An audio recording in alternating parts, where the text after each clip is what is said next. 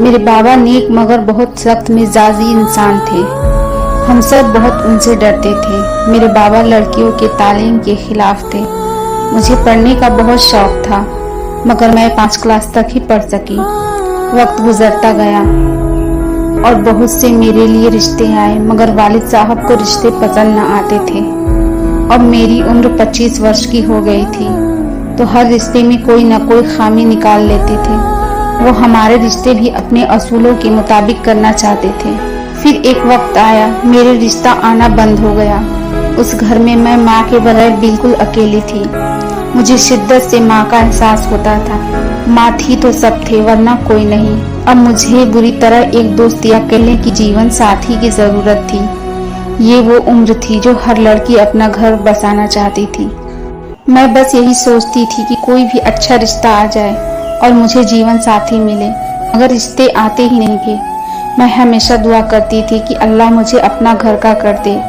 आखिरकार एक रिश्ता आया और वालिद साहब को पसंद आ गया। अब मैं खुश रहने लगी थी, लेकिन लड़कों वालों ने 3 साल की मोहलत मांगी मगर उनकी बात माननी ही थी वरना रिश्ता टूट जाता। फिर 3 साल बीत गए मगर फिर मेरे बाबा ने उनसे भी तकरार कर ली और ये रिश्ता टूट गया।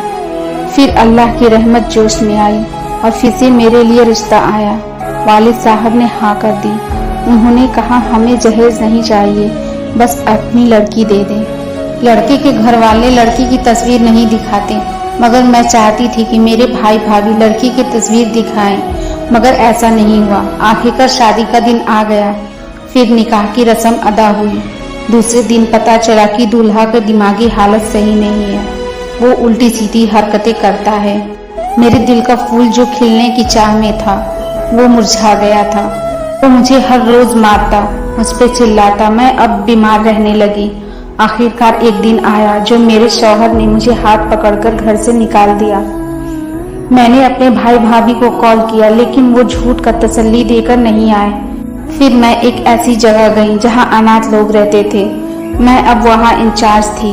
मैं बस यही दुआ करती हूँ कि मेरे नसीब जैसे खुदा किसी भी बेटी का नसीब ना करे।